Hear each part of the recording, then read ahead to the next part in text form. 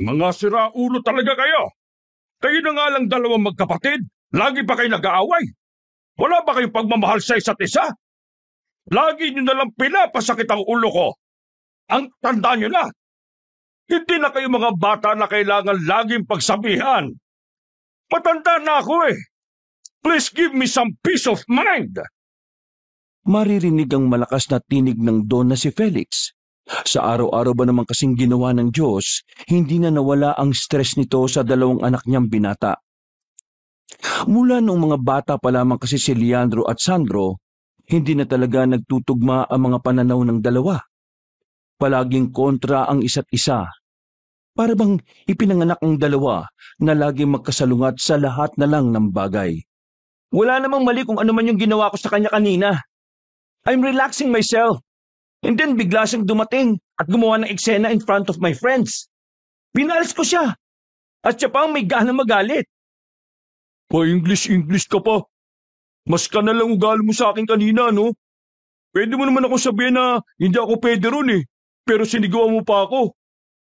Hindi ko kasalanan kung marunong ako mag-English at ikaw hindi. Blame yourself for not having a good journey while you're studying. Isa pa, wala akong pakialam kung ka na lang ugali ko. Ang mapahiya ka ay mas ikakasaya ko. Diba? Stop this nonsense! Kahit nasa isang bahay lumaki ang magkapatid, magkaibang-magkaiba ang kinamulatan nilang buhay. Masipag at masinop sa pag-aaral si Leandro. Ito ang achiever ng pamilya at talaga namang halos lahat ng angka nila ay bilib na bilib sa kanya. Sa katunayan, ito nga ang inaasahan na magmamana at magpapatakbo ng kanilang mga negosyo sa oras na mawala na si Don Felix. Kung si Leandro ay matalinong may tuturing, kabaliktaran naman ito si Sandro. Hindi nito tinapos ang pag-aaral dahil sa sobrang katamaran. Katwiran ng binata, formalidad lang ang pag-aaral. Mas mahalaga para sa kanya kung papaano didiskarte sa buhay.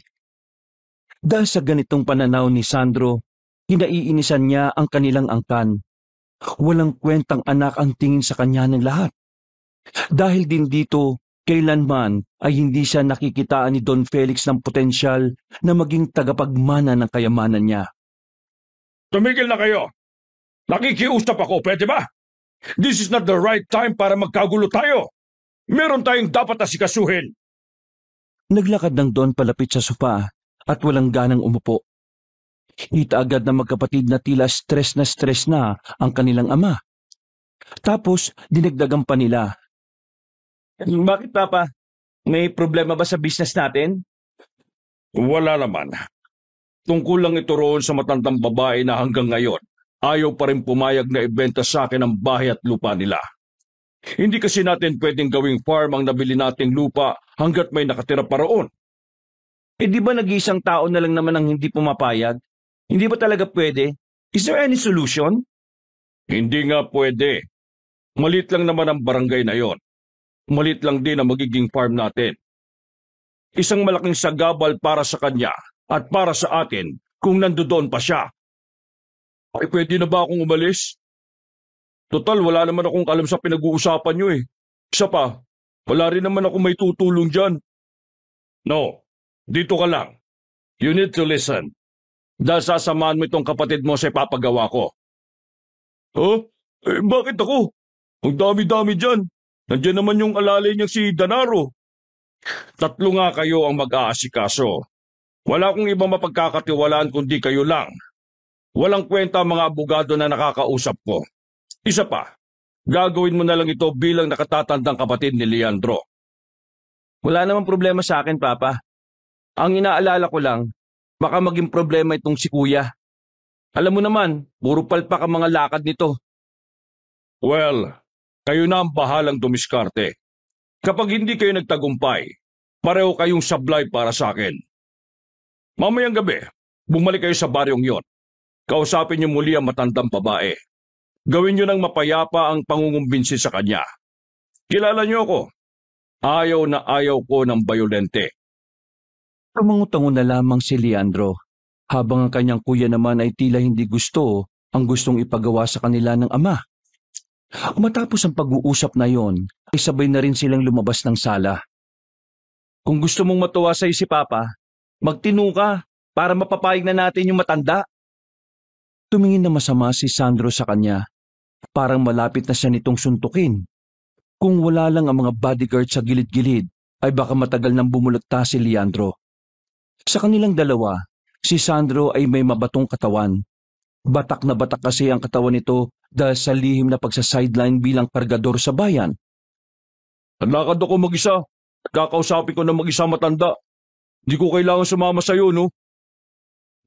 You have no choice, kuya. Hindi ka kilala na matanda. Baka isipin lang niya na masamang loob ka dahil sa itsura mong yan. Kailangan mo sumama sa akin para malaman niya na ipinadala tayo ni Papa. Nilalait mo ba ako? Be matured enough, kuya. Hindi panlalait ang pagsasabi ng totoo. So fix yourself. Napapailing na lamang na pumunta sa garahe ang binatang si Leandro. Kalmado lang siya nang pumasok na siya sa sasakyan na kanina pa naghihintay sa kanya. Sa driver's seat ay naroon ang kanyang alalay na si Danaro. Mukhang nag-away na naman kayo ni Sandro ah.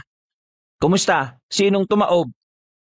Sa tagal na ni Danaro sa pagiging personal bodyguard ni Leandro, alam na rin ito kung ano ang timpla ng magkapatid sa isa't isa. Kung minsan pa nga, si Danaro ang taga-awat sa tuwing magsusuntukan ng dalawa. Tamang sagutan lang. Hindi ko na rin naman papatulan eh. Mas magmumukha lang ako mababaw kung sasakyan ko yung pagiging squatter niya. Hindi kaya ikaw ang harsh sa kanya kaya ganyan yung pakikitungo niya sa'yo? What? Wala. Ang sabi ko, saan ba punta natin? Pumunta tayo ron sa baryo na nabili ni Papa. Anong gagawin natin doon? Gusto ko lang munang makita yung matandang babae na ayaw pa rin pumayag na bilhin ng lupa niya. Ah, okay. Copy. Maingat na pinaandar ni Danaro ang sasakyan palabas ng mansyon. Nakita pa nilang naglalakad sa gilid ng kalsada ang kuya ni Leandro na si Sandro. Hindi na kasi yun natutulog sa mansyon. Dumadalaw-dalaw lang yun doon dahil may sarili itong bahay na pinamana ng kanilang namayapang ina. Sure ka ba na hindi natin siya babalikan? Hayaan mo siya maglakad mag-isa. Makalipas lang ang halos kalahating oras, nakarating na rin sila sa sinasabing baryo. Medyo madilim na ang paligid dahil sasapit na rin ang gabi. Yun ang unang pagkakataon ni Leandrong pumunta roon. Wala siyang ideya na kahit maliit lang ang baryo, maganda at malinis ito sa loob. Sa isang banda, tila naintindihan ni Leandro ang dahilan ng matanda kung bakit ayaw nitong umalis. Sa lahat kasi ng residente doon, yun na lang ang hindi pumipirma. Akala ko ba, isang tao na lang hindi pumipirma? Bakit ang dami pa rin yatang tao rito? Well, according to our lawyer, hindi na muna pinaalis ang mga tao rito hanggat may isa pang hindi napirma. Sabay-sabay silang papaalisin. Isa pa, mabait naman si Dad eh. Hindi naman niya agad papaalisin ng mga tao rito. Hihintayin niya munang maanin ng mga taga rito ang mga pananim nila. Bait ng tatay mo, no? Tapos, yung dalawa niyang anak eh, parang ano lang. I'm sorry? Wala. Ang sabi ko, ipaparada ko na lang tong sasakyan ng maayos. Bumaba na rin sila ng sasakyan maya-maya. Sa suot nila, halata agad ng mga taong naroon na hindi sila basta-basta. Mababait ang mga taga roon. Ang iba pa nga ay bumabati sa kanila at ngumingiti. Habang naglalakad, aksidenteng nakabanggaan nila ang isang dalaga. May kapayatan ng dalaga kaya kahit nasagi lang ni Leandro ng mahina ito, natumba agad ang babae at nagkalat pa ang mga nilalako nitong kalamansi. Diyos ko naman, miss. Hindi ka kasi tumitingin sa dinaraanan mo eh. O ano, ayos ka lang ba? Nanatiling nakatayo lang si Leandro sa gilid. Si Danaro na ang nag-asikaso sa babae at tinulungan nitong maibalik ang mga kalamansi sa basket. Pagkatapos, pinagpagan muna ng babae ang kweta nito dahil medyo maalikabok doon. Sorry, hindi kita napansin eh. Nakatingin kasi ako sa ibang direksyon. Naguluhan, maraming dugo. May mga nakahantusay na katawan. May mamamatay. Nakatingin ng babaeng si Linda sa ibaba habang sinasabi yon. Salubong naman ang kilay ni Leandro. Hindi niya alam kung bakit sinasabi yun ng dalaga. Samantalang sobrang layo naman ito bilang tugon sa paghingi niya ng paumanhin. Miss, sorry pero alam mo sinasabi mo. Huwag niyo nang ituloy. Ang alin? Kung ano man ang gagawin ninyo, huwag niyo nang ituloy. Marami ang mapapahamak. Sorry, but what are you trying to say? Hindi ka namin maintindihan eh. Tara na boss, hayaan mo na. Baka may saltik. Okay, we need to go. Sorry ah. Palisin niyo na lahat. Huwag lang siya. Napailing na lamang si Leandro sa sinabi ni Linda. Hindi na lamang nila yun pinansin. Pero medyo nabahala si Leandro. Dahil nakahawak ang babae sa kaliwa nitong braso. Palagay niya ay nasaktan ng babae sa banggaan nilang dalawa. Ipinagpatuloy na lamang niya ang paglalakad. Wala pang 10 minuto ay nakarating na rin sila sa bahay ng matandang babae. Nasipat nila ang matanda na abalang nagsasalang ng panggatong sa lutuan. Wala naman silang balak sanang kausapin yon. Gusto lang makita ni Leandro ang itsura na matanda. Sa itsura niya kasi binabase sa unang tingin kung ang isang tao ba ay mabuti. Ano sa tingin mo? Sa nakikita ko, mukha siyang mabuting lola eh. Parang napakasipag niyang tao. Nako pre, mukhang mahirapan kang mapapayag yung matanda. Malambot pa naman yung puso mo sa matatanda. Pre? Ay, boss pala. Sorry. Halos 5 minuto lang silang nakatingin doon. Maya-maya lang din ay naisipan na lang nilang umalis. Hindi pa sila nakakalayo. Nakita nilang pumasok sa bakuran na yun ng babaeng nakabanggaan ni Leandro. Dito nila napagtanto na maaaring anak o apo ng matanda si Linda. Danaro, bukas na bukas bago kami pumunta ni Kuya rito, bumili ka ng mga prutas ha, at bagong TV, yung pinakamahal. Ha? Bakit? Anong gagawin sa TV? Bibigay natin dun sa babae bilang peace offering. Feeling ko nagalit siya sa atin eh. Kaya kung ano-ano na lang yung sinasabi niya. Ang galante mo talaga sa mga babae, boss, no? Lalo na kapag maganda. Sinasabi mo bang babaero ko? Ay, hindi naman. Pero, depende. Naglakad na rin sila palabas ng baryong yon. Pasakay na sila ng sasakyan nang may makita silang matandang lalaki na naglalakad. May hawak-hawak itong sanga ng kahoy. Medyo kukuba-kuba na rin. Nakatingin yun sa kanila kaya sandali silang naintriga. Umarang si Danaro kay Leandro. Para kasi dito kahina-hinala ang mga tingin na matanda. Bakit tay?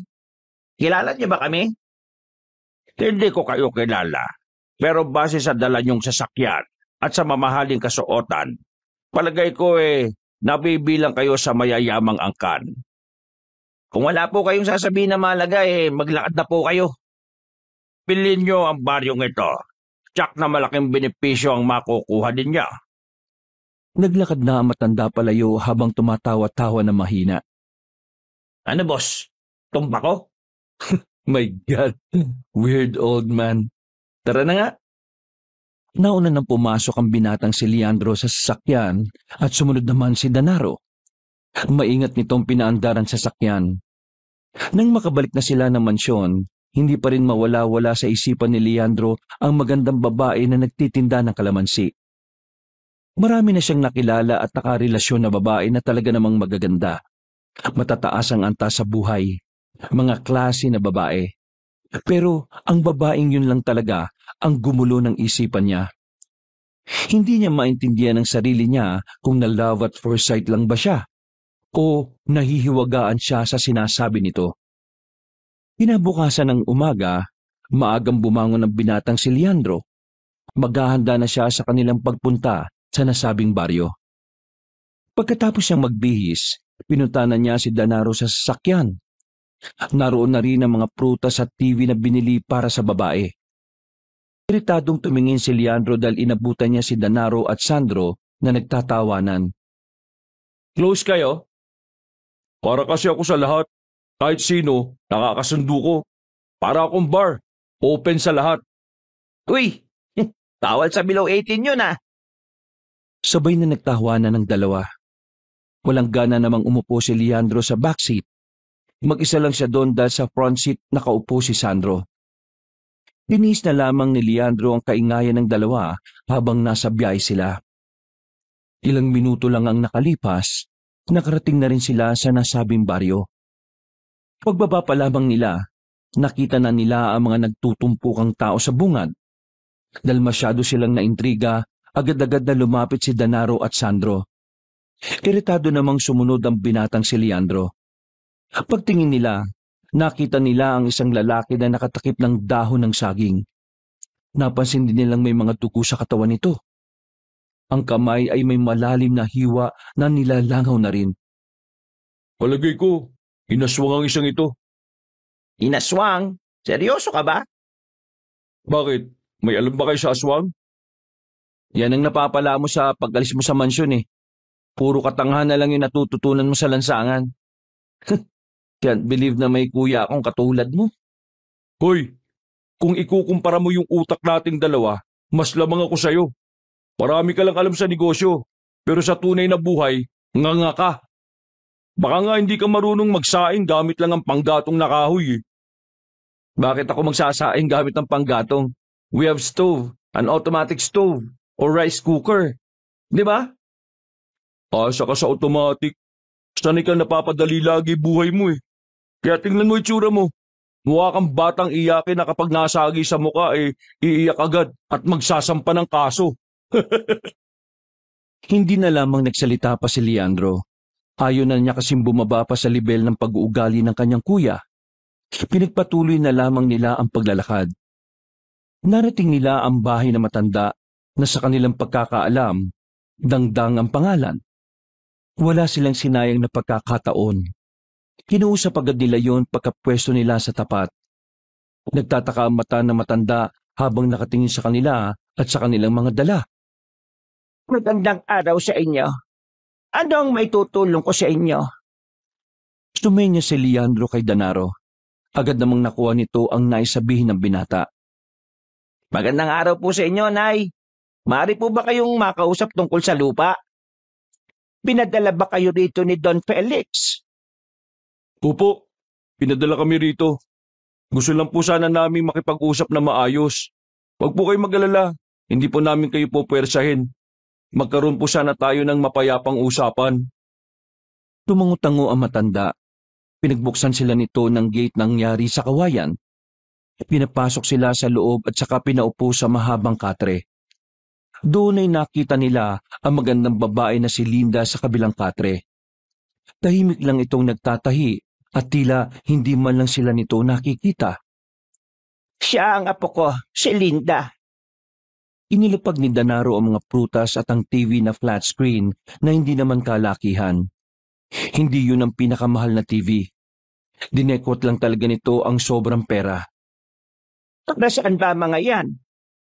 Galing po kami rito kahapon. Aksidente kong nakabanggaan si Linda. Natapon sa lapag yung mga daladala niya mga kalamansi eh. Kaya bilang pagbawi at paghingi na rin ng paumanhin, bumili po ako ng pang peace offering. Itong TV para kay Linda? Opo. Para po sa kanya yan. Iho, bulag ang apo ko. Hindi rin niya yan mapapanooran. Biglang natameme si Leandro. Nagkakatinginan pa silang dalawa ni Danaro. Hindi nila alam kung ano ang sasabihin. Parang gusto na lamang magpakain sa lupa ng dalawa sa sobrang hiya. Mabuti na lang ay marunong kumambyo si Sandro.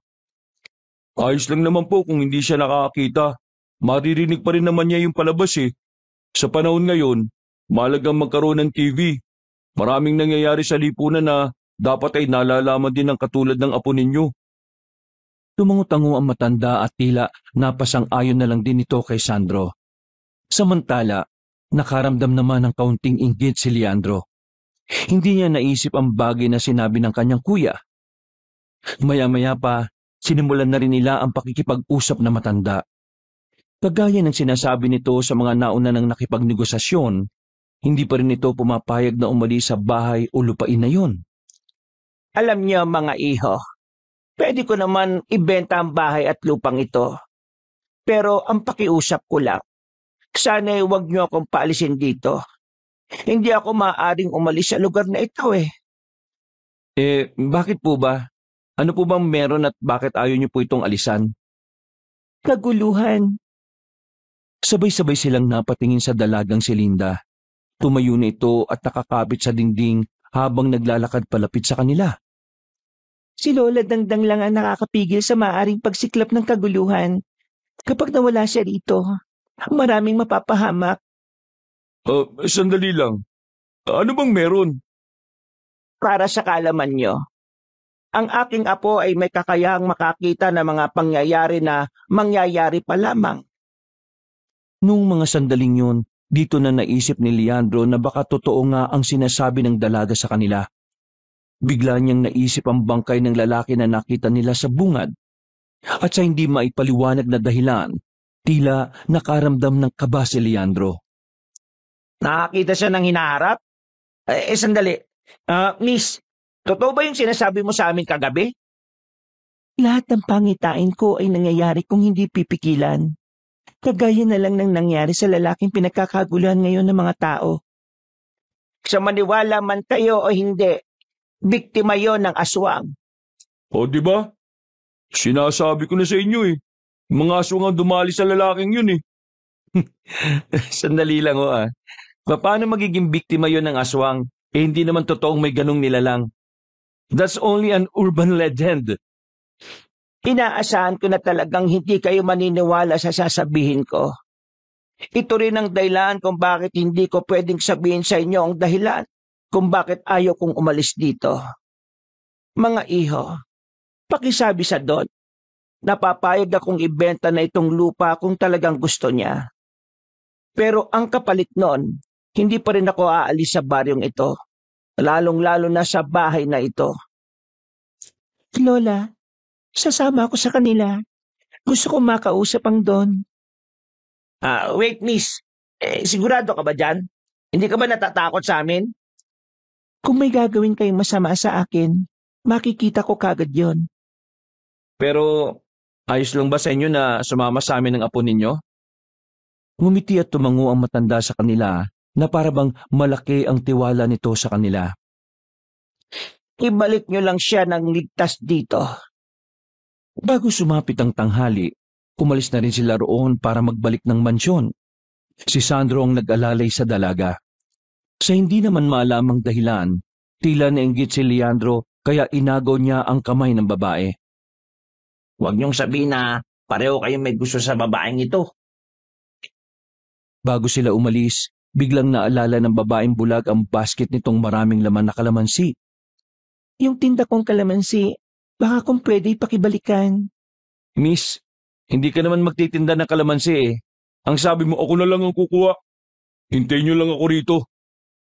Napasimangot na lamang si Leandro nang magbida-bida na naman ang kanyang kuya. Lumipas lang ang ilang minuto at nakabalik na rin si Sandro. Bumiyahin na rin sila agad bago pa sila abutan ng mainit na tirik ng araw. Pagkarating nila sa mansyon, nagtataka ang mga tao roon kung bakit may daladala silang babae. Sa sala, napatayo ang Don nang makitang tila nag-aagawan si Leandro at Sandro sa pag-alalay sa dalagang si Linda. Teka. What's the meaning of this? Who is she? Leandro? Sandro? Sino ang babaeng yan? Apo po siya na matandang ayaw umalis sa lupa nila. Nandito siya para kausapin kayo. Kausapin ako? Magandang tanghali po sa inyo, Don Felix. Narito po ako para kausapin kayo tungkol sa panganib na maaaring mangyari. Nagtataka man ang Don ay pinaupo na rin niya ito sa sofa. Nagulat si Don Felix nang biglang hawakan ng dalaga ang kanyang kamay. According to her grandma, may kakayahan siyang makakita ng mga bagay na mangyayari pa lang. Kaya niya ring makita ang ilang parte ng hinaharap ng isang tao. Tameme ang Don sa narinig. Maya-maya lang ay binitiwan na rin ng dalaga ang kamay ng matandang lalaki.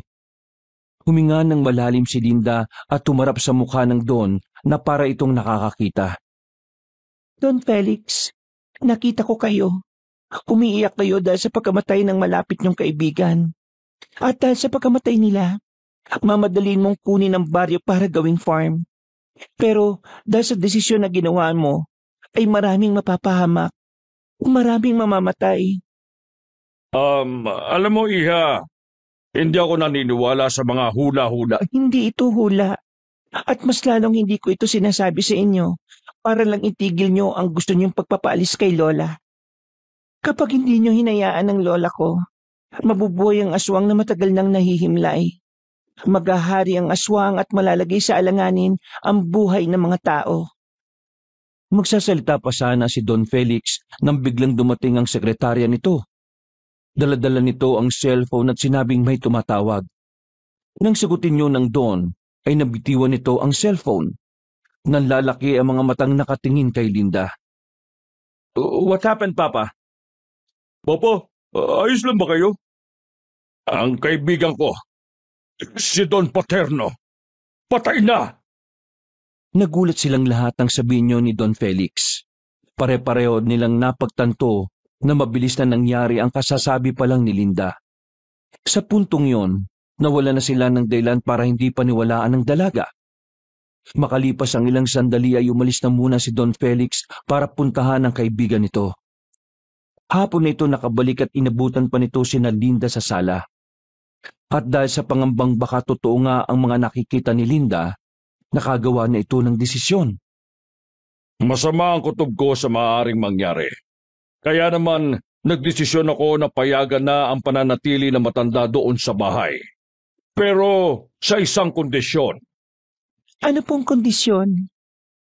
Para sa kondisyon na gusto mangyari ng Don, pinuntahan nila ang matandang si Dangdang sa bahay nito. Nabigla pa ang matandang babae nang biglang dumating si Don Felix doon. Pero kalaunan ay kumalma na rin si Dangdang nang ipaliwanag ni Linda ang kanilang mga napag-usapan. Gusto niyong malaman kung bakit ayaw kong umalis dito? Tanong na matandang babae nang sabihin na ng Don ang kanyang kondisyon. Sa totoo lang, hindi naman lingid sa akin ang mga nilalang na aswang. Matagal nang sinasabi sa akin yan ng kaibigan kong si Paterno. Kaya ngayon, gusto ko lang malaman kung may kinalaman ba talaga ang lihim mo sa mga aswang. Bilang kanyang kaibigan, gusto kong malaman kung may tutulong ba ito para mabigyan ng hustisya ang kamatayan ng kaibigan ko.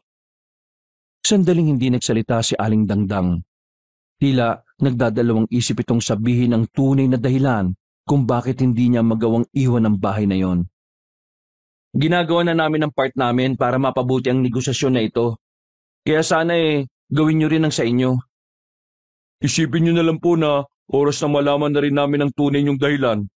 May mga makakatulong na rin sa inyo para protektahan yan. Ipangako niyo sa akin na kahit na anong mangyari ay wala kayong pagsasabihan nito. Tumayo ang matandang babae. Tumenyas lang ito na sumunod sa kanya. Dinala sila nito sa isa pang maliit na silid na halos iisang papag lang ang kakasya roon. Nasa ilalim ng papagdaya ng sagot sa mga tanong na nasa isipan ninyo. Tinulungan nila si Aling Dangdang na iangat ang papag. Tinanggal din nila ang nakatakip na mga kumot sa sahig. At doon nakita nila ang tila hukay. Sa hukay na yon ay merong isang malaking garapon. Sa loob naman ng garapon ay merong isang bagay na nangingitim na halos kasing laki lang ng manggang kalabaw. Ano po ang bagay na yan? Yan ang puso ng isang malakas na aswang. Kapag umalis ako sa bahay na ito, wala nang magri-ritual dyan. Yung ritual po ba yan na ginagawa niyo para hindi makalapit dyan yung mga aswang na magtatangkang kunin yan? Tama ka, iho. Pero isa rin sa dahilan para hindi na muli yang tumibok. Nagsasagawa ka ng isang ritual? Anong klaseng tao ka ba? Isa akong mangkukulam. Sa sinabing yun na matandang babae ay bumakas ang kaba sa mukha nilang apat. Tila natakot sila na baka anumang oras ay kulamin sila ni Aling Dangdang. Huwag kayo mag-alala. Hindi mangkukulam si Lola ng tao. Tanging mga aswang lang ang kaya niyang kulamin. Ang pagiging mangkukulam niya rin ang dahilan kung bakit walang aswang ang nagtatangkang makalapit dito. Ito ang dahilan kung bakit ayaw mong iwan itong bahay na ito? Matagal ko na itong binabantayan. Dalaga pa lang ako ay ginagawa ko na ito. Ang sabi ng mga magulang ko noon, sa oras na makuha yan ng mga aswang at kinain nila, kakaibang kalakasan ng tataglayin ng katawan nila. Mawalang galang na po Pero bakit hindi na lang po natin sunugin yung puso na yan para wala na silang gustong kunin sa inyo? Hindi nasusunog ang puso ng aswang. Hindi rin yan pwedeng pukpukin. Para lamang yang goma. Ang tanging paraan lang para mawala na ang pusong yan ay saksakin niya ng punyal na pagmamayari ng pinakamalakas na albularyo. Saan naman po natin makukuha yung punyal na yon? Hindi ko rin alam. Kaya nga habang wala pang punyal, ginagawa kong lahat para walang makakuha ng pusong ito. Diyos mio, hindi pa rin ako makapaniwala na nangyayari ang lahat ng ito. Miss, pwede mo bang alamin kung ano yung mangyayari sa inaharap? Hindi ko nagagawa palagi ang kakayahan ko. Kapag nararamdaman ko lang na may makikita, doon ko yun nagagawa. Minsan din, bigla-bigla na lang lilitaw ang pangitain ko na yun sa utak ko. Ngayong alam niyo na ang lihim ko. Paano ko makakasiguro na ililihim niyo rin ito? Sisimulan ko na ang pagpapaalis ng mga tao sa baryong ito. Itong bahay mo lamang ang may iwan. Magtatalaga ako ng mga tao ko rito para kahit papaano magbabantay sa inyong maglola. Makakaasa ka na hindi ito malalaman ng iba. Sa katunayan, handa akong makipagtulungan para mapanatiling wala sa kamay ng mga aswang ang pusong yan. Papa, hayaan mo ako manatili rito. Ano bang sinasabi mo? Saan ka naman titira dito? Bida-bida na naman to Kahit saan. Basta gusto ko lang tumulong. Gusto kong tumulong sa pagpuprotekta sa kanila. Kahit na papano may alam naman ako sa mga aswang O sige, bahala ka sa buhay mo. Ako rin, gusto ko rin manatili rito. At ano naman ang pumasok sa utak mo, Aber? Alam mo naman nakatuwang kita sa mga negosyo natin. Gusto ko rin protektahan si Linda. Nagkatinginan si Aling Dangdang at Don Felix. Tila batid na ng dalawang matanda kung ano ang nangyayari. Hindi mo kakayanin ng buhay sa ganito. Ang mabuti pa, bumalik ka na lang sa mansyon. Baka kagating ka lang ng lamok dito Magsampa ka na ng kaso Anong tingin mo sa akin, mahina? Oo, ganun nga. Mahina? Baka ikaw mahina. Natatakot kang may kakumpetensya ka. Kakumpetensya? Bakit? Naglalaban ba kayo para kay Linda? Biglang nanahimik ang magkapatid. Matalimang tingin nila kay Danaro. Habang si Don Felix at Aling Dangdang naman ay tahimik lang. Sorry. Hindi na ako magsasalita. Sabi ko nga Naputol na ang usapan na yun nang pumayag na si Don Felix na manatili roon si Leandro. Napapailing na lamang din si Sandro dahil hanggang doon ayaw na ayaw pa rin ni Leandro na nalalamangan. Kagaya ng napag-usapan, pinaalis na ni Don Felix sa mga taong nakatira sa baryo maliban na lang sa maglola. Hindi naman na naggalit ang mga residente dahil inilipat sila sa mas ligtas at mas maayos na lugar. Malayo sa maaaring panganib na idudulot ng aswang. Samantala, unang gabi ng pananatili ni Leandro at Sandro sa bahay nila Linda, parehong hindi makatulog ang magkapatid. Nasa sahig lang kasi sila noon. Walang kahit na anong electric fan o aircon. Umusok ka nga ron. Ang luwag-luwag dun Tapos susuluin mo tong kumot? Bakit ka pa kasi nagbida-bida rito Ako na lang sana ang nagpaiwan dito, total. Ako naman ang sanay sa buhay na mahirap. Tsaka sa ating dalawa, ako naman ang kaya magprotekta sa kanila. Inis na bumangon si Leandro. Isinuko na nito ang kumot na ilang oras na nitong ipinaglalaban. Ang daldal mo. Bad trip. Oh, saan ka pupunta? Wala kang pakialam dun. Padabog na lumabas si Leandro at wala na itong pakialam kung makagawa ito ng ingay. Pinuntahan niya sa bakuran ng sasakyan nilang nakaparada sa gilid. Kinutok-katok niya ang bintana at agad naman itong nagbukas. Oh, bakit ka man nanggigising? Sarap-sarap ng tulog ko dito Oo nga, ang sarap-sarap na ng tulog mo. kasi naka-aircon ka rito. Inis na pumasok ng sasakyan ng binatang si Leandro. Nakahinga na siya ng maayos dahil sa wakas, makakaranas na rin siya ng aircon. Akala ko ba gagawin mong lahat para kay Linda? Oo, gagawin ko lahat para sa kanya. Pero hindi kasama yung gabing ito. Dahil bukas na bukas din, pakakabitan ko ng aircon yung bahay nila. Gusto mo pa talaga si Linda? O baka ayaw mo lang na nakikitang mas nauungusan ka ng kapatid mo? Hindi kaagad nakapagsalita ang binatang si Leandro. Batid niya kasing pareho naman yun ng dahilan kaya siya nakakaganon. Sinubukan na lamang nilang dalawa na matulog noong mga sandaling yon. Ang kaso nga lang, dakong 3:00 ng madaling araw, nagising silang dalawa dahil sa malakas na kalabog na kanilang naramdaman. Tila may sumampa sa itaas ng sasakyan. Ha? Ano yun? Kita mo pareho tayong natutulog eh. Malamang hindi ko rin alam. Napapadala sa pagsagot mo sa akin ng pabalang ah. You want me to fire you? Ay, sorry. Akala ko kasi tropa time tayo eh. Teka sandali. Titingnan ko sa labas. Kukusot-kusot pa ng mata ang lalaking si Danaro. Lumabas siya ng sasakyan at tiningnan ng itaas ng sasakyan. Wala naman siyang nakita. Pero pagtingin niya sa harapan ng sasakyan, nakakita siya ng mahabang gasgas. Parang matulis na bagay na bumaon. Boss, halika tingnan mo to oh. Napilitang lumabas si Leandro. Sa lubong ang kilay niyang tiningnan ng gasgas. Oh, sino naman ang gagawa niyan? Kanina di ba naramdaman natin na umuga yung sasakyan? Kontakin mo nga yung mga tao natin. Nasaan ba yung mga yun? Walang bantay sa tapat eh.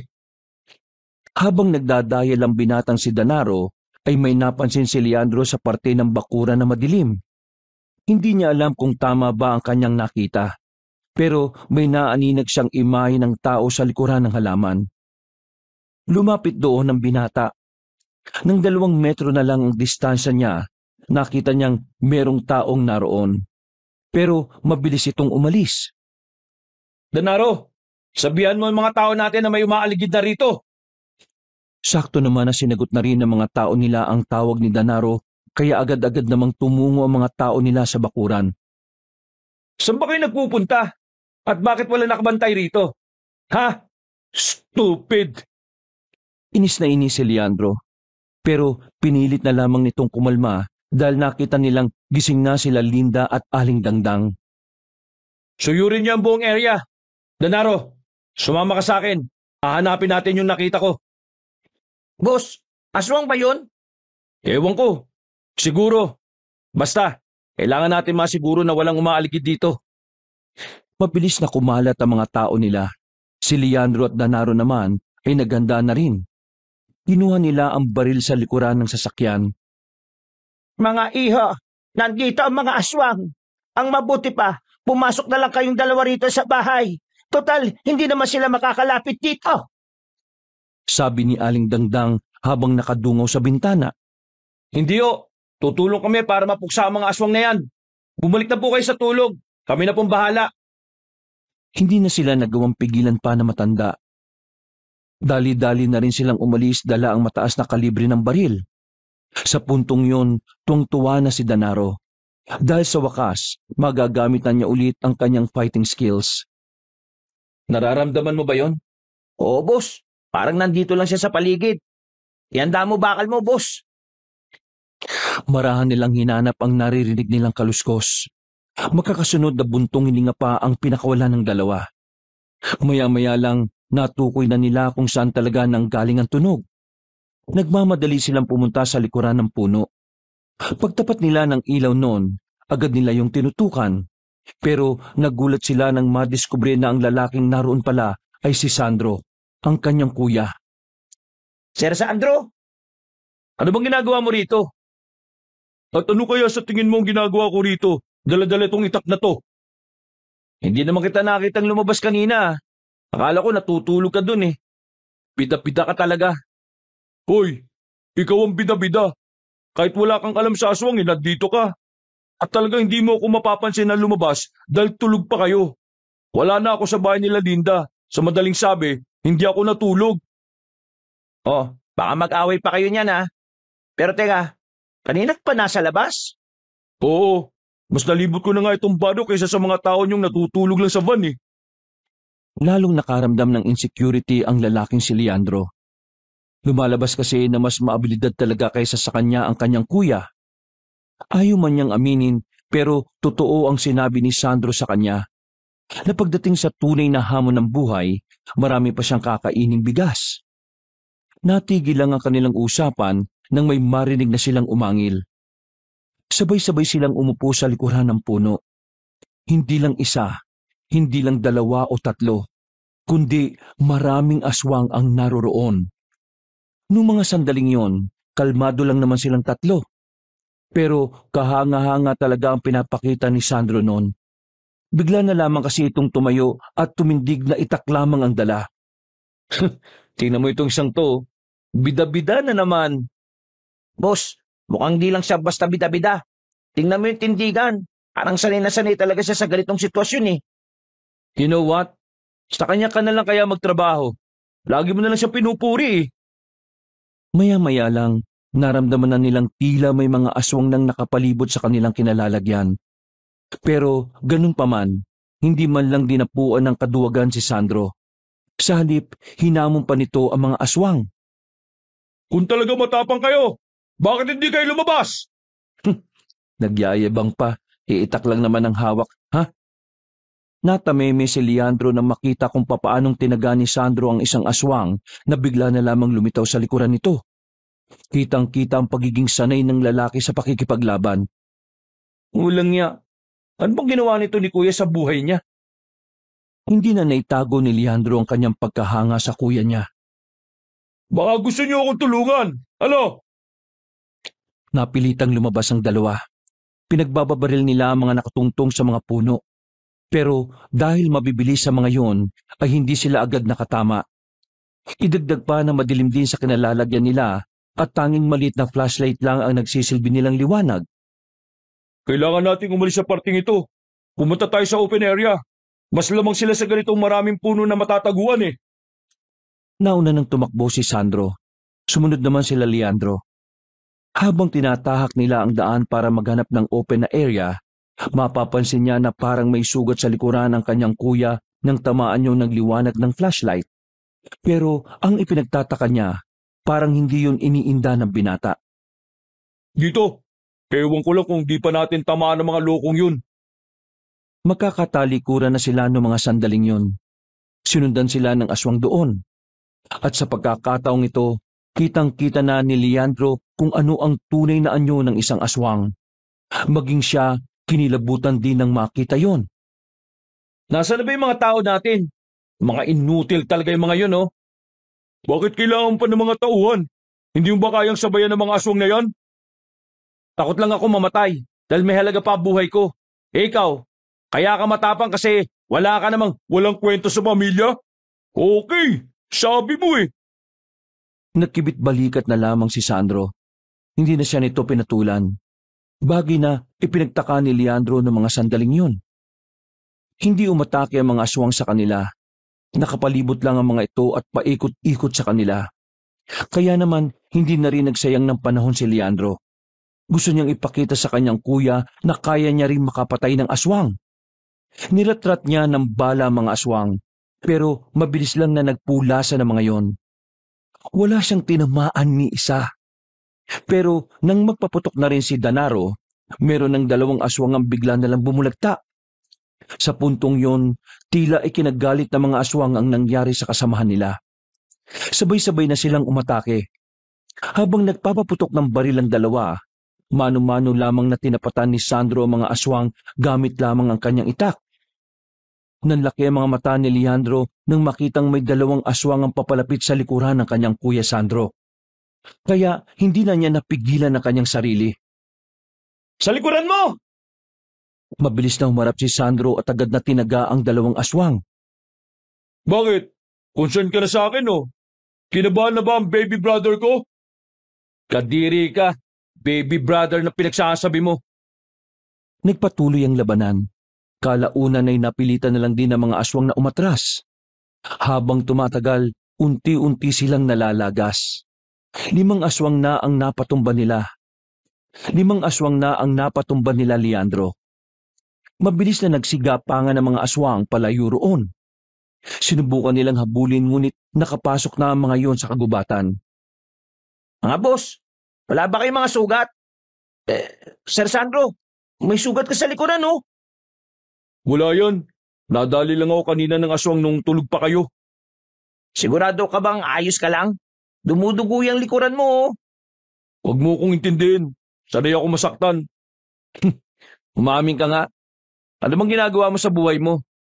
Bakit? Nagulat ka ba sa mga nakita mo? Ang dami mo talagang dada. Hindi ka na lang sumagot kaagad eh. Kapag nagkaroon ka ng interes sa buhay ko, malalaman mo rin ang sagot sa tanong mo. Tara na, balikan na natin si Linda at Aling Dangdang. Nauna nang naglakad si Sandro sa kanilang dalawa. Napailing na lamang si Leandro dahil sa pagiging pamisteryoso ng kanyang kuya. Pagbalik nila sa bahay na maglola, naabutan nilang naroon ang mga tauhan nila. Inis na pinagbabatukan ni Danaro ang mga yon. Mga inutil! Saan ba kayo nagpunta? Bakit kami pa yung nakaharap ng mga aswang? Puntahan niyo ang bangkay ng 5 aswang doon. Talin niyo rito. Yun na yung huling trabaho niyo. Dahil bukas, tanggal na kayo. Para mga batang nagmamadaling umalis sa mga yon. Samantala, nag-aalala namang lumapit sa kanila ang bulag na si Linda. Ayos lang ba kayo? Hindi ba kayo nasaktan? Kami? Nasaktan? As you can see, ayos lang naman kami. Danaro naman, maging sensitibo ka naman. Kita mong hindi ka nakikita eh. Tapos, may as you can see ka pang nalalaman dyan. Ay, pasensya na Linda. Pero, ayos lang naman kami. Itong si Sandro lang, may sugat sa likuran. Buti na lang hindi mo nakikita. Kasi kung nakikita mo lang yung sugat niya, baka sobra ka mag-alala. What do you think you're doing? Ako? King! Sandro, halika. Alalayan mo ako sa loob. Ipapagamot natin yan kay Lola yung sugat mo. Inalalayan na ni Sandro ang dalaga. Paghawak ni Linda sa kamay ng lalaki, bigla itong napatigil. May kung anong malungkot na pangitain ang nakita niya. Pero hindi na lamang nito sinabi kay Sandro. Hanip din eh, no? Kinaya makalabas ng mag-isa tapos magpapaalalay papasok sa loob. Ako naman kasi busi. Ang bagal-bagal mo dumiskarte. Kapag ganun, dapat mabilis ka. Sige ka, baka maunahan ka ng kuya mo. Kita mo naman yung galawan ni Sir Sandro, di ba? Pang veterano. Kaunting-kaunti na lang, hahanap talaga ako ng ibang alalay. Naniningkit ang mga mata ni Leandro na iniwan na lamang ang alalay. Pagpasok niya sa loob, sinimulan na ni Aling Dangdang ang panggagamot sa sugat ni Sandro. Napangawi si Leandro nang makita ang sugat ng kanyang kuya. Inakala niya na simple at maliit na hiwa lang yon. Pero mahaba at medyo malalim pala ang sugat nito. Hindi ko alam kung papaano mo nagagawang harapin ang mga aswang, iho. Pero humahanga ako sa katapangan mo. Mga manunugis lang ang kilala kong kayang labanan ng mga aswang na itaklang ang gamit. Ganun po ba?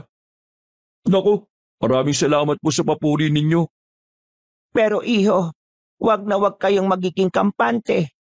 Hindi pa natin nakakaharap ang mga aswang na higit na malalakas at mabibilis. Hindi ko po inaalis ang posibilidad na yon, Aling Dangdang. Sa katunayan, alam ko rin na may iba't ibang uri ng aswang. Sandro, sabi mo sa akin, ikaw bang lalaki nagligtas sa akin nung munti ka na akong atakin ng mga aswang? Buti naman at naalala mo. Oo, ako yun. Nagkataon lang kasi na papauwi na rin ako noon. Maraming salamat ha. Pasensya ka na't hindi ko kagad nahalata. Kung nakakakita lang sana ako, edi sana. Kung nakakakita ka lang, edi sana alam mong nandito rin ako at nakikita mga kaharutan yung dalawa. Magpagamot ka na lang dyan. At ikaw naman, manood ka na lang. Pwede namang walang landian, di ba? Pasigaw at galit ang pagkakasabi ni Leandro. Hindi na nito napigilan ng selos. Napatingin na lamang sa kanya si Sandro at Aling Dangdang na kapwa nagtataka. Habang si Linda naman ay natameme. Nang mapagtanto ni Leandro na nakakaya nga ang ginawa niya, mabilis siyang lumabas ng bahay na yon at nagmukmok na lamang sa loob ng sasakyan. Lumipas na ang 1 linggo mula nang manatili ang magkapatid sa poder ni Aling Dangdang. Maayos na rin nakakatulog si Leandro sa loob ng bahay ng maglola. Dahil kagaya ng kanyang pinangako, binilan niya ng aircon ng bahay kahit na alam naman niyang maraming butas ang bahay ng matandang babae. Sa mga nakalipas na araw, naging mas komplikado rin ang lahat. Hindi na kasi makahanap ng tauhan si Danaro. Tumatanggi ang mga yon kapag nalalaman na aswang ang kailangang kalabanin. Kaya naman ilang araw at gabi na rin silang hindi mapalagay dahil sa panganib na anumang oras ay maaari nilang maranasan. Danaro, ano bang balita sa mga hinahanap nating tao? Hindi pwedeng wala tayong mga tauhan dito. Nakita mo naman na marami ang mga aswang. Baka mas marami pa sila kapag bumalik sila. Nasa biyayang dalawa noon habang pabalik pa lamang sila sa bahay ni Aling Dangdang. Galing sila sa mansyon para ibalita kay Don Felix ang kanilang kalagayan. Negative, boss. Ang hirap makahanap ng tao. Maatras kapag aswang ang kalaban eh. Tingin ko, halos lahat na ng mga organisasyon ng mga security ngayon aware na sa mga aswang. Napailing na lamang si Leandro dahil sa pagkadismaya. Sumasakit ang ulo niya. Gustong-gusto na niya makapagpa-good shot kay Linda. Pero hindi naman umaayon sa kanya ang panahon. Ilang sandali lang ay nakarating na rin sila sa baryo. Huminto sila saglit dahil may matandang lalaki na nakaharang sa bukana ng baryo. Hindi nila alam kung ano ang ginagawa nun. Pero meron itong tinatanaw sa loob. Binusinahan ni Danaro ang matandang lalaki. Pero ngumiti lang sa kanila yon nang humarap. Hindi na nakatiis si Danaro at binabanan niya ito. Tay, baka pwede kayong gumilid. Hindi naman po kayo si Superman para saluin itong malaking bakal na may gulong na dala namin. Kailangan yun ang kunin ng baryo ito. Dahil kung hindi, mauunahan kayo. Ha? Kay Don Felix naman tong baryo na to ah. Sino makakauna sa amin? Huwag kayong kasigurado. Baka mamaya hindi pala ito sa inyo. Nalalapit na. Nalalapit na ang pagbabalik ng mga tunay na nagmamay-ari nito. At sa oras na makuha na nila ang dapat nilang makuha, siguradong hindi na ulit sisikat ang araw para sa nakararami. Tumawa-tawa pa ulit ang matandang lalaki. Dinig pa ni Leandro ang mga sinabi nito dahil sa lakas ng boses ng matanda. Sira siguro yung ulo na matandang yun. Kung ano-ano na lang ang mga pinagsasabi. Masama ang kutob ko sa matandang yun eh. Bakit? Tinatanong mo ko kung bakit? Di ba bodyguard kita? Dapat alam mo agad sa unang tingin pa lang kung yung isang tao ay mapanganib o hindi. Wala naman ako nararamdamang panganib sa matandang yun eh. Parang 2 udang nga lang hindi pumipirma sa certificate of death nun eh. Huwag kang pakampante. Baka magulat na lang tayo. Aswang pala yung matandang yun. Hindi na nakapagsalita pa si Danaro.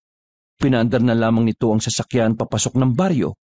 Nang marating na nila ang bakuran ni Aling Dangdang, ay inabutan nilang maraming kalalakihan ang nasa tapat.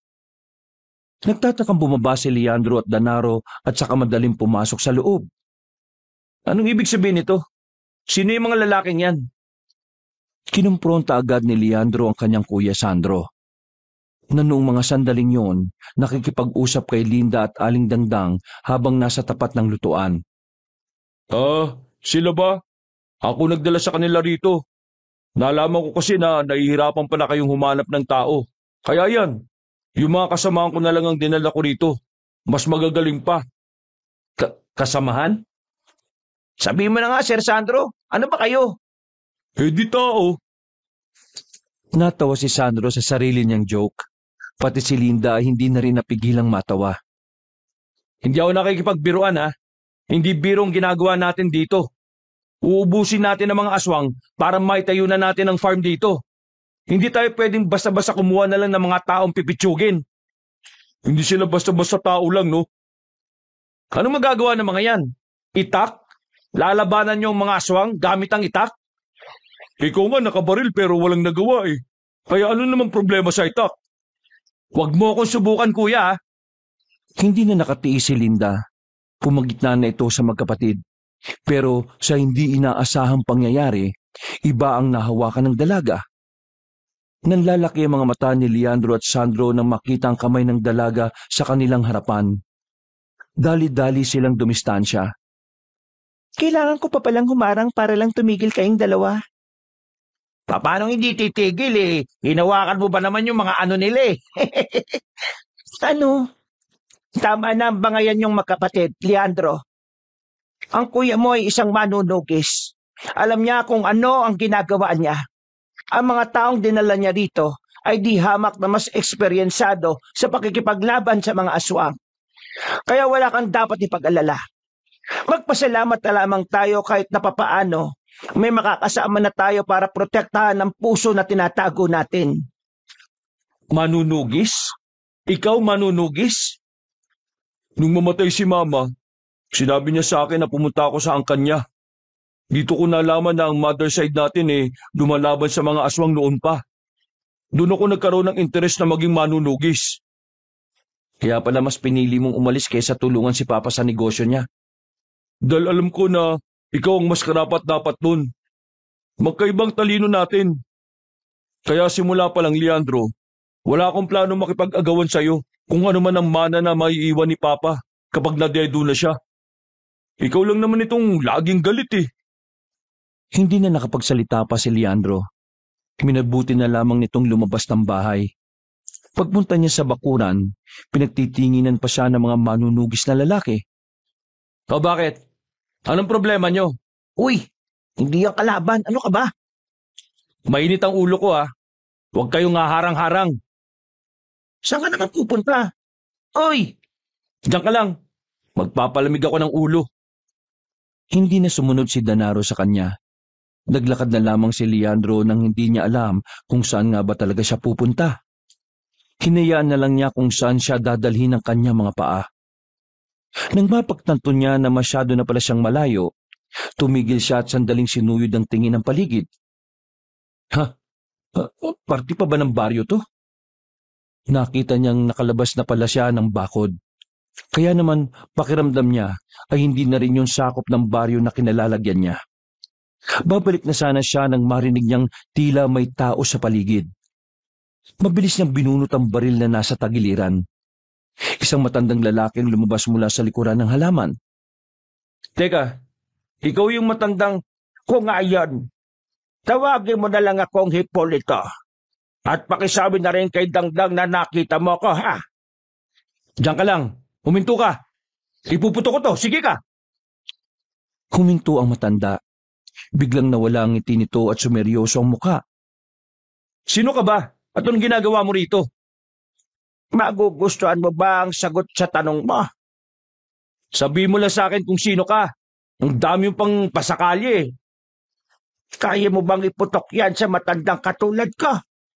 Hindi ka ba dinadapuan ng konsensya sa katawan? Alam kong hindi ka lang basta matanda. Kaya pag lumapit ka pa, hindi ako magdadalawang isip na iputok to sa'yo. Hindi iputok mo! Dahan-dahang lumapit sa kanya matandang si Hipolito. Nang hindi yun tumigil, hindi na nagdalawang isip si Leandro kundi iputok ang baril. Inasinta niya sa mukha ang matanda. Pero laking gulat niya nang bigla yung nakailag. Nakatalon at nakasampa sa puno. Kapag nakuha na namin ang dapat makuha, katapusan nyo lang mga tao! Sinasabi ko na nga ba eh. Isa kang aswang eh. Nagpaputok pa si Leandro, pero dahil mabilis ang matanda ay hindi niya pa rin yung tinamaan. Umalis na lamang ang matanda at hindi na niya yun hinabol pa. Namalaya na lamang niya na nasa likuran na pala niya si Danaro at Sandro. Boss, ano nangyari? Ayos ka lang? Sino binabaril mo ha? Danaro, yung matanda kanina. Aswang siya. Binaril ko siya pero hindi ko siya tinamaan. Ang bilis niyang lumundag sa punong yan eh oh. Tapos, umalis na rin kaagad. Kailangan itong malaman ni Aling Dangdang. Tumakbo na paalis si Leandro para ipalam sa matanda ang nangyari. Nang sabihin niya ito kay Aling Dangdang, ay kagad itong napatayo sa kinauupuan. Nanlalaki ang mga mata. Hindi ito makapaniwala sa sinabi ni Leandro. Bakit Aling Dangdang? Sino ba yung Hipolito na yon? Siya ang pinuno ng mga aswang. Akala ko'y namatay na siya sa kulam na ginawa ko noon sa kanya nung nakaraang taon. Hindi ko inaasahan na balik siya. Malakas na aswang si Hipolito. Maraming albularyo ang napatay niya noon. Matanda lang naman yun ah. Kayang-kaya naman na siguro natin yun. Kapag ang isang aswang ay malakas, walang edad-edad. Magkaiba ang lakas ng isang tao matanda sa isang aswang na matanda. Kaya hindi nyo dapat malitin yun. Kung ganon, di abisuhan mo na ang mga kasamahan mo na suyuri na ang buong baryo. Yun talaga ang gagawin ko. Danaro, dito ka lang ha. Sasamahan natin sila Linda. Tuluyan ang sumapit ang kinagabihan. Ilang oras nang nakakalat ang mga manunugi sa buong baryo pero wala pa silang namamataan na aswang. Samantala, katatapos lang magluto ni Linda at Leandro ng mga sandaling yon. Sinabihan na ni Leandro si Danaro na tawagin ang mga manunugis para kumain na muna. Hindi ko inakala na masarap ka pala magluto. Kahit wala ka nakikita alam na alam mo pa rin ang gagawin. Paningin lang naman ang nawala sa akin. May panlasa naman ako. Isa pa, tinuruan ako ni Lola noon na magluto. Kaya marunong naman ako. Kung hindi mo mamasamain, pwede ko bang malaman kung paano ka nabulag? Ang kwento sa akin ni Lola noong bata pa ako, may sinira akong bahay ng mga duwende. Nainis sa akin ng mga duwende at tinanggalan nila ako ng paningin. Pati pala yan? Totoo rin? Sandaling bumuntong hininga ang dalaga. Binitiwan nito ang sandok. Leandro, maraming salamat sa pagprotekta mo sa amin. Kung tutuusin, yung lupain lang naman dapat ang inaatupag ninyo rito Pero pati kami, nagiging intindihin nyo pa. Mabait na tao si Papa. Hindi niya hayaan na may mapahamak sa lupain na binili niya. Isa pa, magiging problema din naman namin yung mga aswang na yan kapag naitayo na namin yung farm dito. Leandro, may pagtatapat ako sa iyo pero huwag ka sana mabibigla. At sana, kung ano man ang sasabihin ko, gusto kong kayanin mo. Sa puntong ito, tila kinakabahan na si Leandro.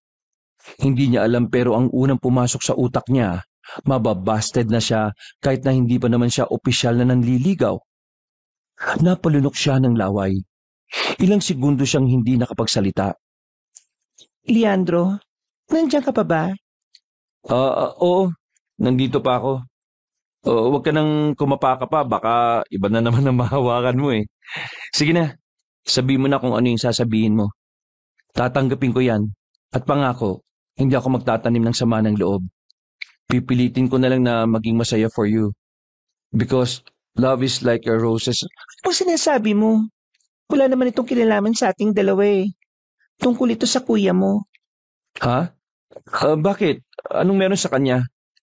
Leandro, nang mahawakan ko ang kamay ng kuya mo, meron ako nakitang masamang pangitain. Lalong bumilis ang tibok ng puso ni Leandro.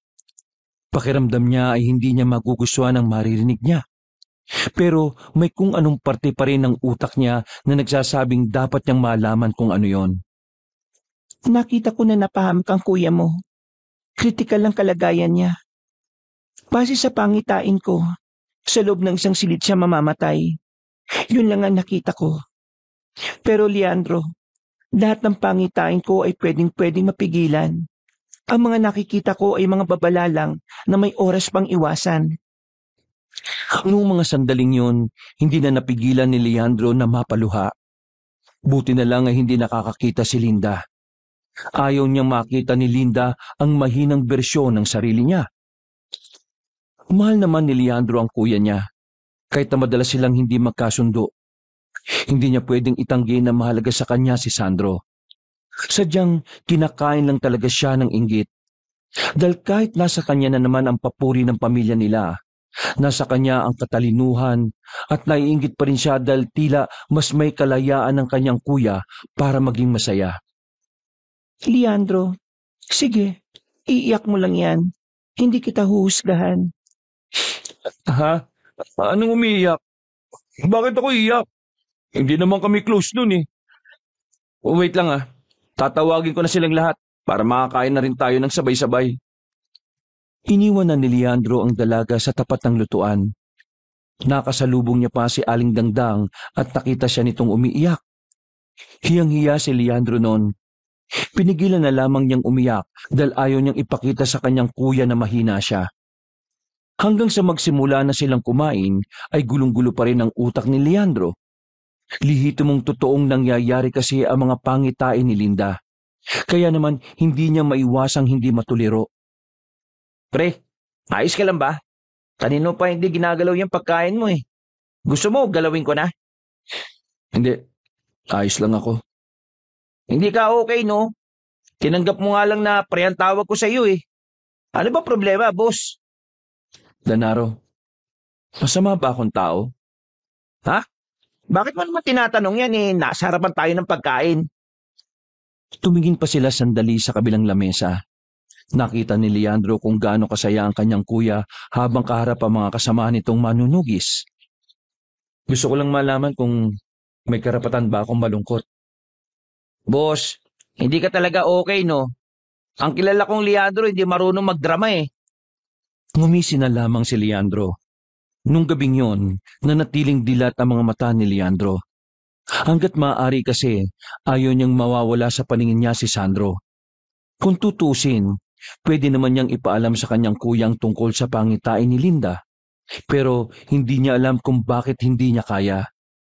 Sigurado dahil lumaki siyang hindi sanay na nagpapakita ng pagmamahal sa ibang tao. Nagdaan pa ang ilang araw, nakakabahala para sa kanila na walang paramdam ang mga aswang. Mas pinalawig na nga rin nila ang pagroronda. Pero kahit kaunting bakas na mga salot na nilalang ay wala naman silang makita. Uy, Leandro, nung nakaraan ko pa napapansin na tingin ka ng tingin sa akin ah. Tapos, sunod ka rin ng sunod. Kung nasan ako, nandun ka rin. Langaw ka ba? Kung nasan ang tae, nandun ka? Nagpakita ng sarkastikong ngiti si Leandro. Sinusundan kita para mabantayan ko yung mga galaw mo. Baka kasi gumagawa ka na naman ng kasisira ko kay Papa eh. Kilala kita, Leandro. Mga bata pa lang tayo. Malalim ka na mag-isip para gumawa ng dahilan. Hindi ganyan ang mga dahilan na sinasabi mo sa akin kapag gusto mong may gawin kang kakaiba. Ay nako, bahala ka sa buhay mo. Sige, sumunod ka lang ng sumunod. Malay mo, sa mga susunod na araw hindi mo na ako masundan. Hindi nakapagsalita si Leandro, pero sa kanyang kalooban ay meron siyang nararamdaman na kaba. Hindi na lamang niya yun pinahalata. Nung gabing yon, maaliwalas ang paligid. Tila wala silang pinaghahanda ang panganib. Perpektong sandaling yon dahil bukod sa malamig ang simoy ng hangin, nakakagaan din ang pakiramdam ang huni ng mga kuliglig sa paligid. Boss, tumawag si Don Felix. Sabi niya, kailangan mong puntahan ngayon yung isa sa mga kliyente niyo sa bayan. Anong Sabihin mo, hindi ako pwedeng umalis dito. Pero sobrang importante daw nun. Malaking kliyente daw yun. Mas importante to kaysa doon. Kasi nandito si Linda, no? Higit pa ron. Ah, si Aling Dangdang, type mo, no? Tumingin na masama si Leandro kay Danaro. Walang ano-ano ay bigla niya itong binatukan. Hoy, kung wala kang masabing matino, pwede ba manahimik ka na lang muna? Napailing na lamang si Danaro. Maya-maya pa, habang nasa kalagitnaan sila ng pagbabantay, bigla na lamang silang naalarma ng isa sa mga kasama nilang manunugis ay humahangos na bumalik. Pasan-pasan nito ang kasama nitong duguan. Ayon dito, ang mga aswang daw ay paparating na. Sa puntong ito, naalarma na silang lahat. Malakas ang loob nilang lumusob dito. Ibig sabihin ba nito kaya na nilang kunin ang puso? Mga kasama, kailangan na natin maganda. Nandito na mga kalaban natin. Nagtayuan ng mga manunugis. Habang sila Linda naman ay agad na pinapasok ang sugatan na lalaki para maagapan. Danaro, abisuhan mo na yung mga medic na pumunta rito. Sigurado kong marami magiging sugatan sa mga kasama natin. Sige, Kapi. Teka, saan ka pupunta? Sasamahan ko si Kuya. Wow, Kuya na ang tawag ha. Hoy, sandali! Hindi na nagpatumpik-tumpik pa si Leandro. Sinundan na niya ang mga manunugis. May mga naiwan namang manunugis na nagbabantay kina Aling Dangdang. Kaya Kahit na papaano ay panatag ang loob nilang hindi mapapahamak ang mga yon. Oh, bakit ka nandito? Akala ko ba magbabantay ka kina Linda? Pwede ba? Huwag ka na nga magtanong na magtanong. Idol mo siguro ako, no? Gustong-gusto mo siguro makita kung paano ako lumaban. Hinayaan na lamang ni Leandro ang kanyang kuya sa pagyayabang nito. Itinuon na lamang niya ang atensyon sa inaabangan nilang mga aswang. Habang nakatago, nararamdaman na rin nila ang presensya ng mga nilalang. Alerto mga kasama. Nang matanong na nila ang mga aswang sa kanto, hindi na sila nagsayang ng pagkakataon. Nagsilabasan na sila para ambushin ang mga yon. Pero ang hindi nila alam, may mga nakalibot na rin palang aswang sa kanila. Hindi nagpahuli si Leandro. Nag-focus siya na matindi at saka inasinta ang mga aswang. Sa pagkakataong yon, kahit na papaano ay nakakatama na siya. Pero kinailangan niyang ratratin ng bala dahil hindi namamatay ang aswang sa isang tama lang ng bala. Ano ba? Dikit ka ng dikit. Hindi ako makakilos eh. Dami mo namang arte. Biglang tumakbo si Sandro para atakihin ang mga mas malapit na aswang. Sumunod din naman agad dito si Leandro. Basta kung nasa ng kanyang kapatid, kailangan naroroon rin siya. Hindi pwedeng makalingat. Pinangako niya sa kanyang sarili na gagawin niya ang lahat para pigilan ang sinasabi sa pangitain ni Linda. Kuya, kahit na ano mangyari, huwag kang papasok sa kabahayan ha. Sandaling napatigil si Sandro sa kanyang narinig. Noon lang niya ulit narinig na tinawag siyang kuya ni Leandro nang walang halong pangiinsulto. Ano man tinutunga nga mo? Maraming kalaban oh! Pinagpatuloy ni Leandro ang pagpapaputok. Nang maubos na ang bala ng kanyang Armalite, inilabas naman niya ang 45 na baril. Asintado niyang pinatatamaan ng mga aswang. Noong mga sandaling yon, napansin ni Leandro ang matandang si Hipolito na naglalakad na palayo. Parang wala yung pakialam sa nangyayaring kaguluhan. Si Hipolito, pupuntahan si Aling Dandang! Lintik, hindi pwede. Tara! Umalis silang magkapatid sa labanan. Binalikan nila sila Linda. Pagdating nila roon, nadatnan nila ang mga kasama nilang nakahandusay na sa bakuran. Habang si Danaro naman ay may sugat na sa kaliwang kamay. May pahabol pa pala. Hindi na pinatapos ni Sandro na makapagsalita ang matandang lalaki. Nagmamadali niya yung inatake gamit ang itak nito. Pero sa kasamaang palad, hindi niya tinamaan ang matandang aswang. Nahawakan siya nito sa liig at saka binalandra sa gilid. Lalapitan pa sana ulit yun ni Mang Hipolito pero nagpaputok na si Leandro. Tinamaan niya sa katawan si Mang Hipolito. Dahilan para mapadistansya ito. Ilang beses na sinundan ni Leandro ng putok ang matanda. Pero sa mga sunod na tira niya ay nagagawa na nitong makailag. Masyado kang mapapela! Aatake na sana si Mang Hipolito kay Leandro pero pinukulan ni Sandro ng kutsilyo ang matanda. Tinamaan ng matandang aswang sa kaliwang balikat. Sinamantala na nila yon para makalapit kina Linda. Pumasok kayo rito. Hindi siya makakalapit sa atin dito. Sabi ng matandang babae habang hawak-hawak ang malaking garapon kung saan naroroon ang kulay itim na puso. Pagpasok nila sa loob ng bahay, dito na mas kinabahan si Leandro. Lalo pa siyang nabahala na makita si Linda na parang merong bagong pangitain. Kuya, huwag ka nang lumaban. Ako nang bahala. Anong pinagsasabi mo? Hindi mo siya kaya mag-isa. Makinig ka lang sa akin kung ayaw mo mapahamak. Bantayin mo na lang sila Aling Dandang. Hindi pwedeng makalapit ang aswang na yan. Lalabas na sana ng pinto ang binata pero laking gulat nila na makapasok na sa bahay na yun si Mang Hipolito. Dagdang, matagal kong pinag-aralan kung paano kontrahin ang ritual mo. Ngayon, gusto kong ipaalam sa iyo na wala nang saysayang proteksyon na ginawa mo. Kaya makukuha ko na ang pusong yan. Kung gusto mo mabuhay kayong lahat, ibigay mo na sa akin yan. Manahimik ka! Hindi kayo magtatagumpay sa gusto niyong gawin. Kinutok ulit ni Leandro ang hawak-hawak na baril. Pero pagkalabit niya ng gatilyo ay wala na pala itong bala. Marasyang hinawakan ng matandang aswang sa kamay. Hinila siya papalapit at saka dinakma sa muka. Ang matandang tila uugod-ugod ay parang lumakas na ang katawan. Binalibag nito si Leandro sa gilid. How dare you hurt my boss? Damn it! Si Denaro naman ang nagpaputok sa matanda. Pero sa kasamaang palad ay nakailag lang ng walang kahirap-hirap si Mang Hipolito. Hinagis lang din ito si Denaro palabas ng bahay. Sige na, ibigay mo na sa akin yan, Dangdang, para wala naman tayong pinagsamahan yan eh. Hindi ko ito ibibigay sa iyo. Mag-aasik kayo na kaliliman kapag napasa kamay nyo na ito. Masyado naman yatang masama ang iniisip mo sa amin. Pero may punto ka naman.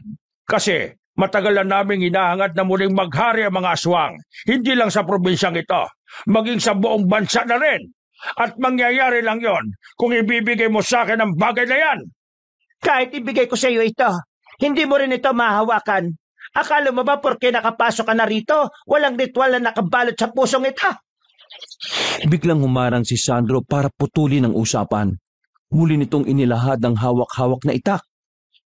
Kakailanganin mo muna akong patayin bago mo makuha ang gusto mo. Matayin? Sigurado ka ba sa sinasabi mong bagito ka? O di sige, madali naman akong kausap eh. Kung yan ang kahiligan mo, edi ibibigay ko. Kuya, umiwas ka sa kanya pakiusap. Huwag mo na lang siyang labanan. Ano bang pinagsasabi mo? Naibang ka na ba?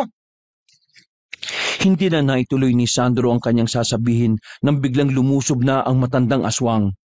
Mabuti na lamang ay alerto ang binata kaya nagawa niyang ilagan yon.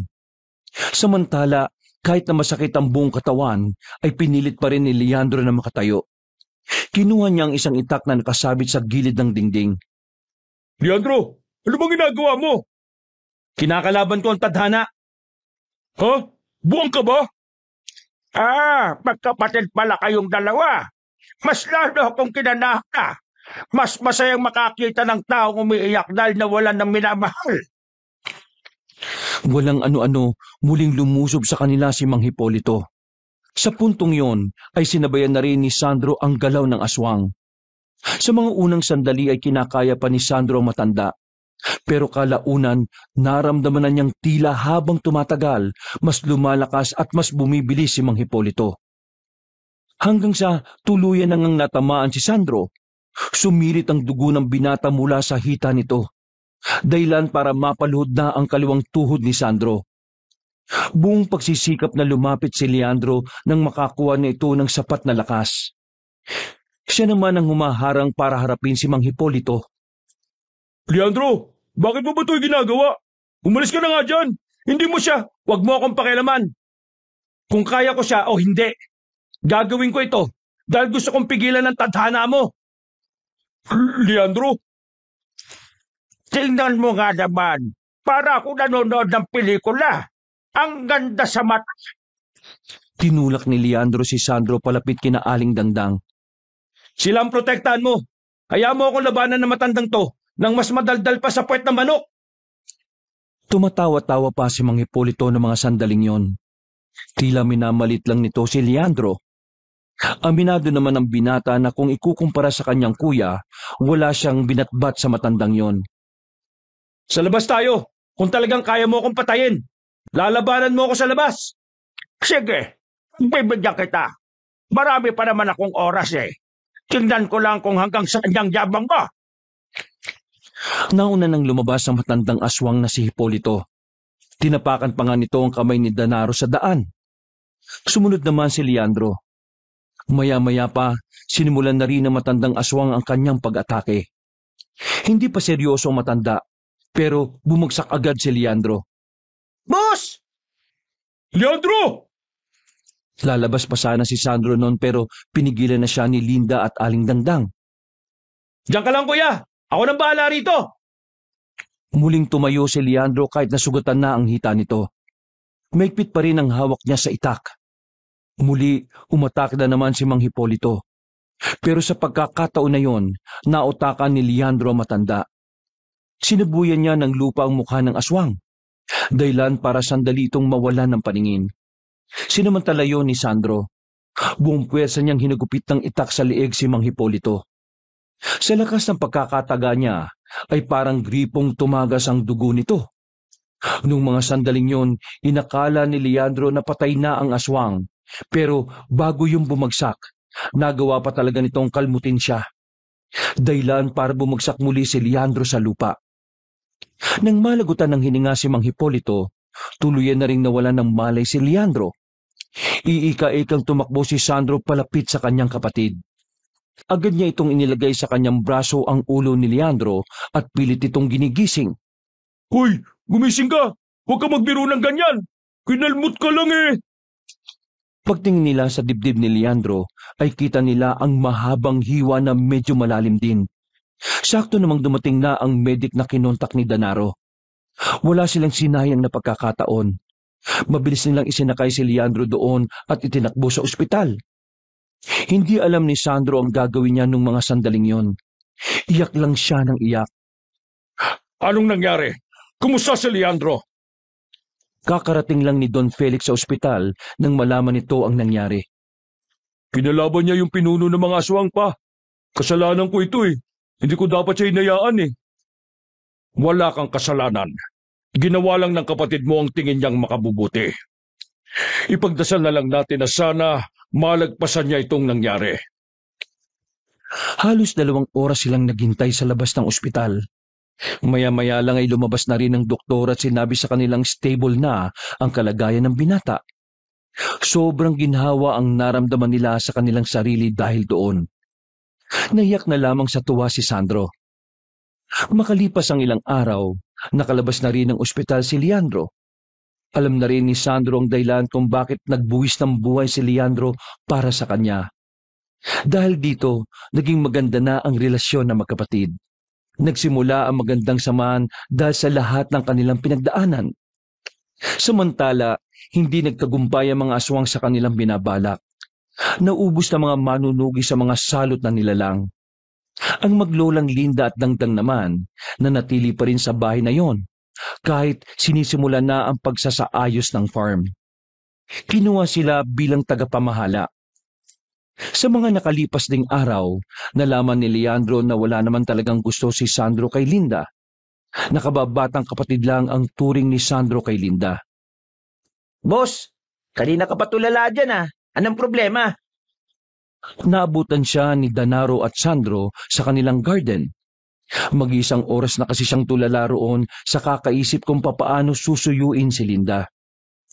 Nag-away ba kayo ni Linda? Oo, kuya eh. Galit siya sa akin. Alam mo, ang mga babae, pabilis talaga magbago ang mood niyan. Sensitibo rin sila sa kahit na anong sinasabi natin mga lalaki. Bakit nga ba siya nagalit? Ano bang ginawa mo? May nasabi lang naman akong hindi niya nagustuhan. Tinanong ko kasi siya eh. Anong? Tinanong ng alin? Tinanong ko kasi siya kung meron na rin ba siyang pagtingin sa akin. Ayun, nagtampo, umalis. Loko ka palang kumag eh. Alam mong bulag, tatanungin mo ng ganun. Anong tawag mo sa akin? Sorry sir, sorry boss. Ang mabuti pa, bawiin mo yung sinabi mo. Nagtawanan na lamang sila ng mga sandaling yon. At pagsapit ng gabi, lumarga na rin sila dala ang gitara at bulaklak. Haharanahin nila ang dalaga bilang parte ng panunuyo ni Leandro. Masaya si Leandro kahit na nahihirapan siyang manligaw kay Linda. Hindi kasi basta-bastang babae si Linda para sa kanya. Pero dahil sa suporta na natatanggap niya mula sa mga taong mahal niya sa buhay, pakiramdam ni Leandro ay walang mahirap para sa kanya. Wakas.